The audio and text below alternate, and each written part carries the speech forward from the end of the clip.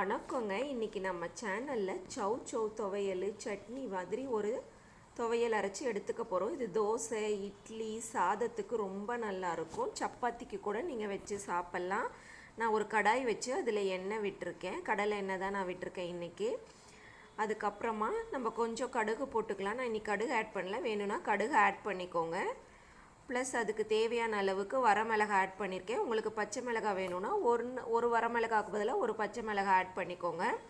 கொஞ்சமாக நான் கடலைப்பருப்பு, உளுந்தப்பருப்பு ஆட் பண்ணி ஒவ்வொரு டீஸ்பூன் அளவுக்கு ஆட் பண்ணி நல்லா பொன்னிறமாக வறுத்துக்கலாம். அதுக்கப்புறம் தோல் உரித்த சின்ன வெங்காயமும் பூண்டு பற்கள் ஒரு 5-6 பூண்டு பற்களும் ஒரு 10 சின்ன வெங்காயமும் தோல் எடுத்து வச்சுருக்கேன்.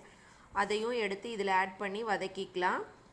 இதுக்கு தேவையான அளவுக்கு ஒரு சின்ன சௌ எடுத்து க்ளீன் பண்ணி வச்சுருக்கேன், கட் பண்ணி.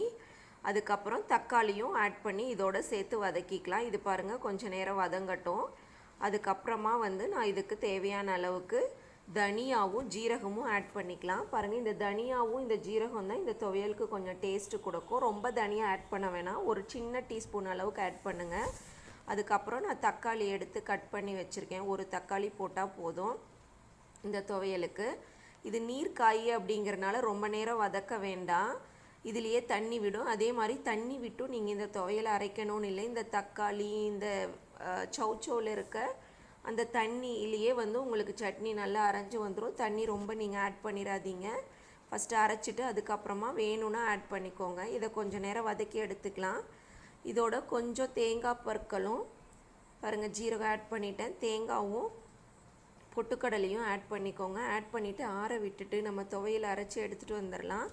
இந்த துவையல் ரொம்ப நல்லா இருக்குங்க. தோசைக்கு, இட்லிக்கு, ஈவன் சாதத்துக்கு கூட ரொம்ப நல்லாயிருக்கும். சப்பாத்திக்கு கூட ட்ரை பண்ணி பாருங்கள். ரொம்ப நல்ல ஒரு வெஜிடபிள் இது, ரொம்ப டேஸ்ட்டாகவும் இருக்கும் இந்த சௌ.